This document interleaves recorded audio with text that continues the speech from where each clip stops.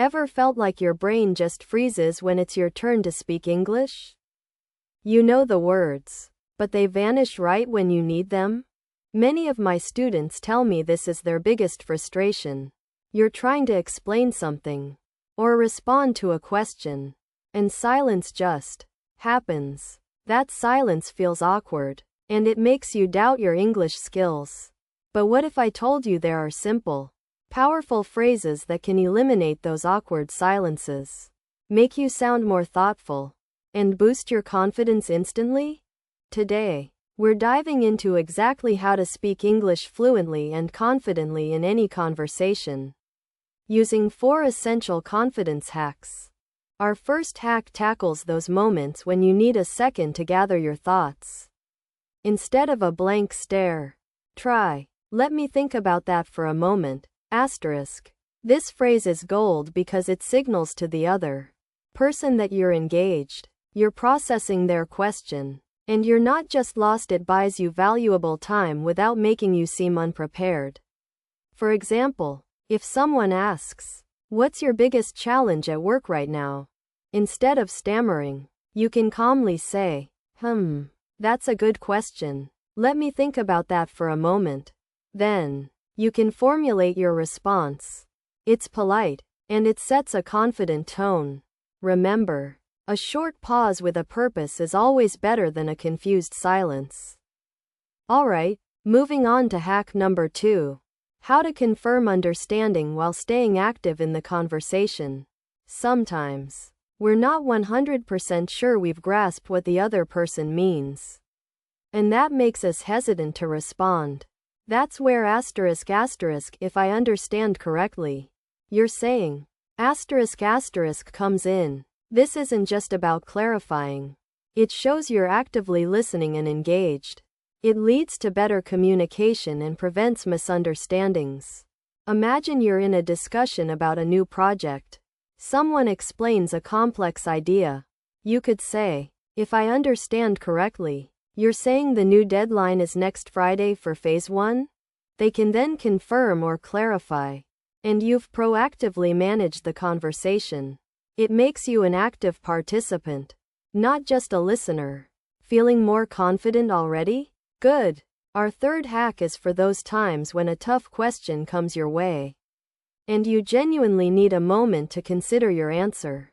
Or perhaps you don't even have an immediate answer. Rather than looking flustered, embrace it with, "That's a good question. I hadn't considered it from that angle." This phrase is brilliant because it genuinely acknowledges the other person's insight, makes you sound thoughtful, and again, buys you time. It's much better than just saying, "I don't know." Think about a job interview where they ask a curveball question. You could say, "That's a good question. I hadn't considered it from that angle before. I'd lean towards X because Y, but I need to reflect more on its implications." See? Instantly more poised and intelligent. And finally, hack number 4 is for gracefully wrapping up a point or even an entire conversation. Leaving a positive impression. Use, "I'm glad we talked about this. I'm glad we could discuss this." This phrase is fantastic because it expresses appreciation and signifies closure. It shows that you value the interaction and that the conversation was productive. If you've just finished a debate or a detailed discussion, concluding with, "I'm glad we talked about this. I think we have a clear path forward now," reinforces a positive outcome and shows good communication skills. It's a professional and warm way to end things. Okay, let's put these into action.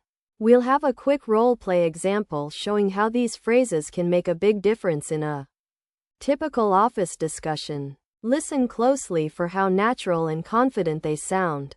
Alright, practice makes perfect. Remember these 4 confidence hacks. "Let me think about that for a moment. If I understand correctly, you're saying, 'That's a good question. I hadn't considered it from that angle,' and, 'I'm glad we talked about this. I'm glad we could discuss this.'" Incorporate these into your daily English practice. They are not just fillers.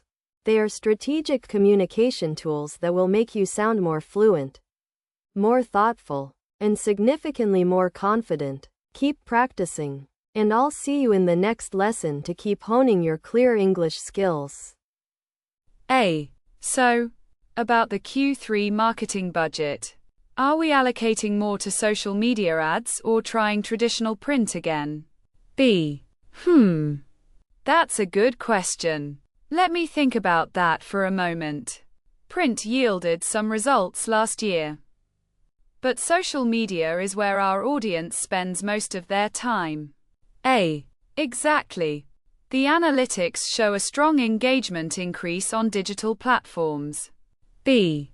If I understand correctly, you're saying we should shift a significant portion of the budget, say 70%, to pure digital campaigns next quarter? Potentially. I think that's the direction we need to explore more deeply. B. That's a good question. I hadn't considered it from that angle with such a high percentage.